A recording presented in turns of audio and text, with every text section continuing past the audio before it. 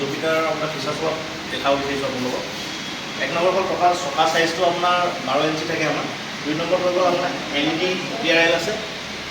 3 number হ'ল আমাৰ LED headlight with এফালে আপোনাৰ মিটাৰটো চাব গ'লে এইটো আমাৰ ডিজিটেল মিটাৰ দিয়া হৈছে উইথ ফিউল টেংকিটো আপোনাৰ ইয়াত দিয়া হৈছে 5.1 লিটাৰ আপোনাৰ টেংকিত তেল সোমায়। আমাৰ ফিউল টেংকিটো ইয়াত দিয়া, এইটো আপোনাৰ ফিউল টেংকি ইয়াত দিয়া হৈছে। ইয়াত দিয়াৰ কাৰণে আমাৰ এটা সুবিধা হৈছে, কাৰণ আমাৰ ডিগ্ৰী ইয়াত যেতিয়া আমাৰ বেক চাইডে আপোনাৰ ফিউল টেংকিটো আছিলে, তেতিয়া কি হয় আপোনাৰ ফল মূল এটা কিবা এটা ভৰাব হ'লে আমাৰ ফিউলৰ গোন্ধটো পায়।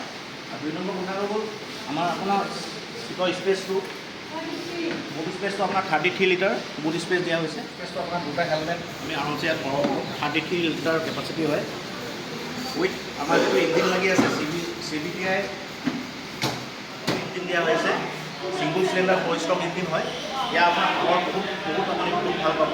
উইথ আপুনি মাইলেজ বহুত ভাল পাব। মাইলেজ হৈ গ'ল 1 লিটাৰ আপুনি তেল ভৰালে 48 to 50 আপুনি মাইলেজ পাব।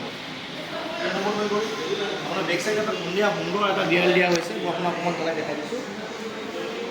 সুন্দৰ এটা DRL দিয়া হৈছে। বাকী আপোনাৰ চাইডৰ পৰা চাব গ'লে জুপিটাৰখন বহুত সুন্দৰ হয়। আপুনি ল'ম বুলি ভাবিলে আপুনি জুপিটাৰ 100% ল'ব পাৰে, কাৰণ ইয়াৰ ফিচাৰ্ছ বহুত সুন্দৰ আছে। আৰু নম্বৰ আপোনাৰ মাইলেজ চাইলেজৰ পৰা আদি কৰি আপুনি বহুতখিনি সুবিধা পাব। ঠিক আছে, থেংক ইউ।